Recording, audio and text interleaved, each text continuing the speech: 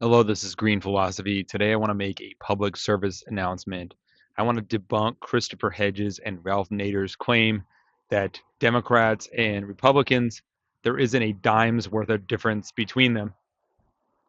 In actuality, the two major American political parties, while they are both capitalist, they are diametrically opposed. Examples: in 1965, the Democrats approved the Civil Rights Act. It basically made sure that the enfranchisement that African Americans were supposed to have, that is, the 13th and 14th and 15th Amendments, were intended to extend more rights of citizenship to African Americans. And so theoretically, uh, Abraham Lincoln and the radical Republicans of the 1800s, they guaranteed on paper rights for African Americans. That being said, African Americans didn't have the opportunity to capitalize and utilize those rights until a century later. That's why you needed leaders like Martin Luther King Jr. and Malcolm X, because, again, those rights were codified. The 13th and 14th and 15th Amendments were passed in the 1860s. That said, Southerners, for all practical purposes, they denied African Americans the full expression of their rights. So, all right, we already have one win for the Democrats, Civil Rights Act of 1965. Next, we have the environment. Look, there isn't one red state that offers recycling of 5 cent deposit that you'll get back as a consumer for turning in plastic cans or plastic bottles or aluminum cans or aluminum bottles.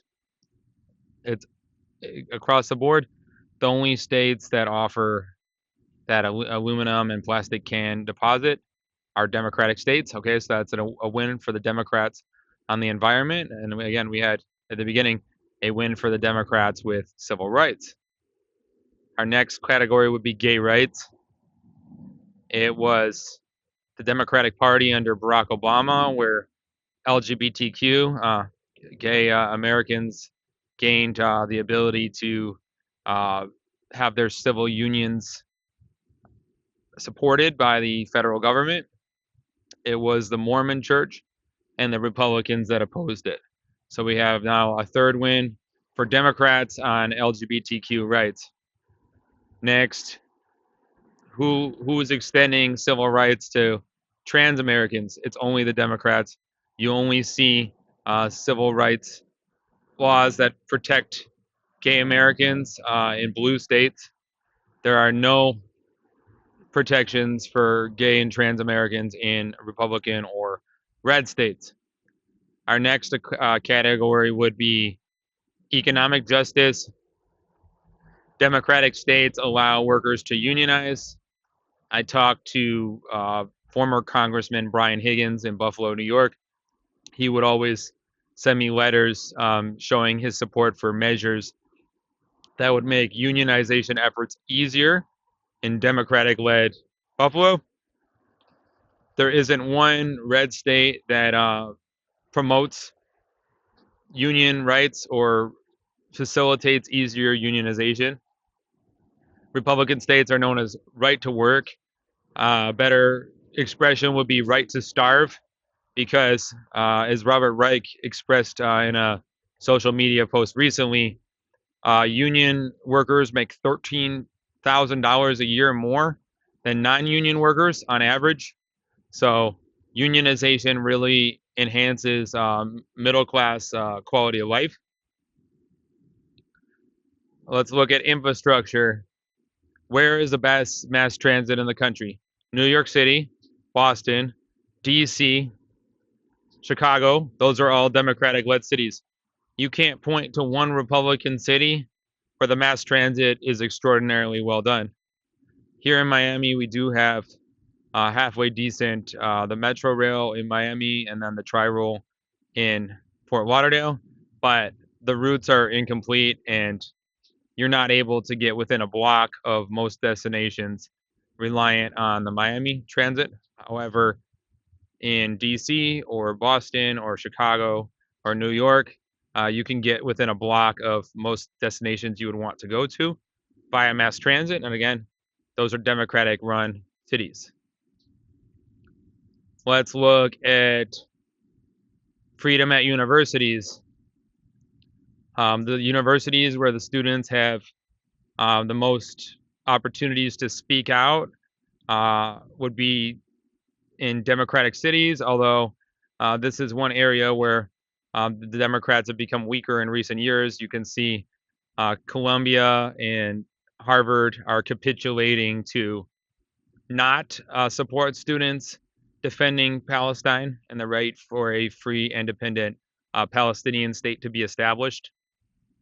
But overall, we've covered civil rights, we've covered the environment, we've covered gay rights, we've covered LGBTQ rights, we've covered worker rights, and we've covered mass transit.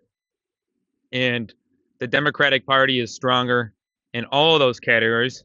I think most importantly, though, the Republican Party has come to become the fascist party, an authoritarian party, and a Christian nationalist party. The Democratic Party, for all of its flaws, is not fascist.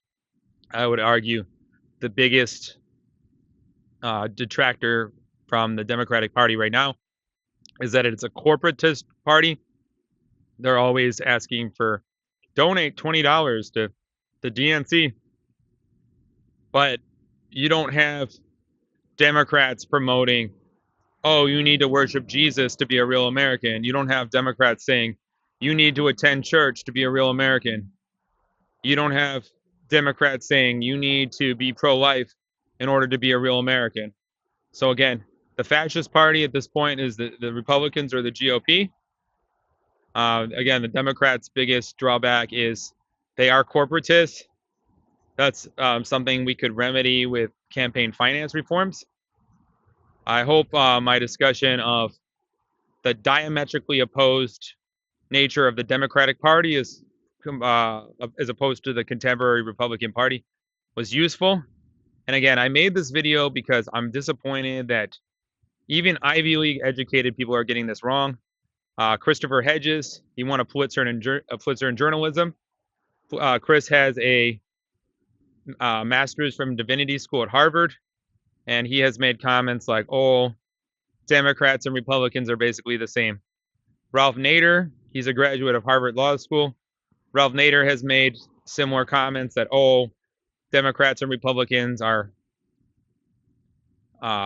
they're basically the same. It's really incredible to me that they could graduate from Ivy League institutions and not understand the nuances that the two parties are diametrically opposed. Now, the intersectionality between the two major parties in a Venn diagram would be that they are both imperialists and they are both capitalists. Now, it's important to recognize the GOP and Republicans are fascists. The Democrats are capitalists and the Democrats are imperialists, but the Democrats are not fascists. And an example would be that it's not Democrats supporting right-wing pastors that think that a woman's place is the home.